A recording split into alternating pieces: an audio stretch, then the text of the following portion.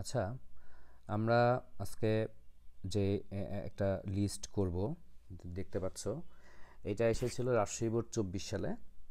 তো এইটা হচ্ছে একটু ব্যতিক্রম ধর্মের একটি লিস্ট। কেন ব্যতিক্রম? কারণ হচ্ছে এইটার দেখো একটাই শুধু আইটেম দেওয়া আছে, সেটা হচ্ছে ডিস্ক, প্রথম বাংলা লেখা আছে। তারপরে একটাই শুধু দেওয়া আছে, সেটা হচ্ছে স্কোয়ার, আর একটা দেওয়া আছে হচ্ছে সার্কেল, একটা করে দেওয়া আছে।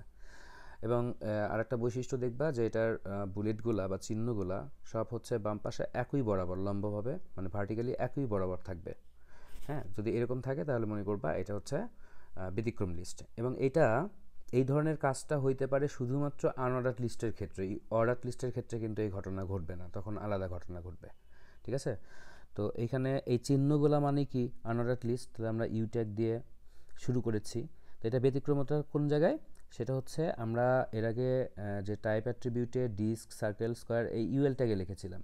হ্যাঁ, সেটা না করে তোমাকে এলআই ট্যাগে লিখতে হবে। এই যে দেখুন, এলআই ট্যাগ দিয়ে স্পেস দিয়ে আমরা টাইপ অ্যাট্রিবিউট দিয়েছি, সেই অ্যাট্রিবিউটের ভ্যালু দিয়েছি ডিস্ক, দেন বাংলা লিখে এলআই ক্লোজ। এইভাবে একটা টাইপ দিয়েছি, সেটা হচ্ছে স্কোয়ার, আর একটা হচ্ছে সার্কেল। একটা করেই ছিল, একটা করে আমরা দিয়েছি।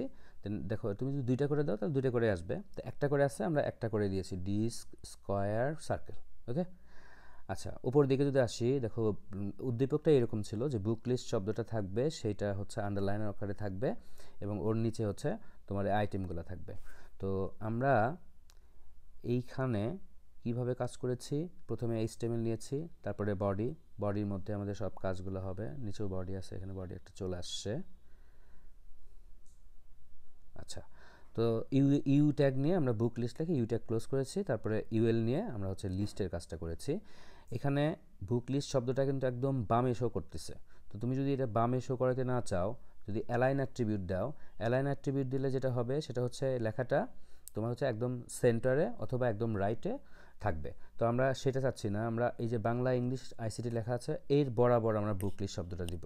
তখন আমাদের যেটা করতে হবে, একটা নন ব্রেকিং স্পেস দিতে হবে, NBSP।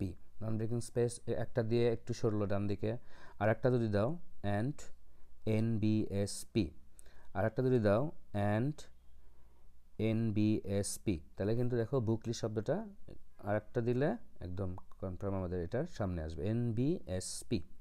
ওকে, তাহলে নন ব্রেকিং স্পেসের কাজটা হচ্ছে ডান দিকে একটু একটু করে স্পেস করা। ওকে, আল্লাহ হাফেজ।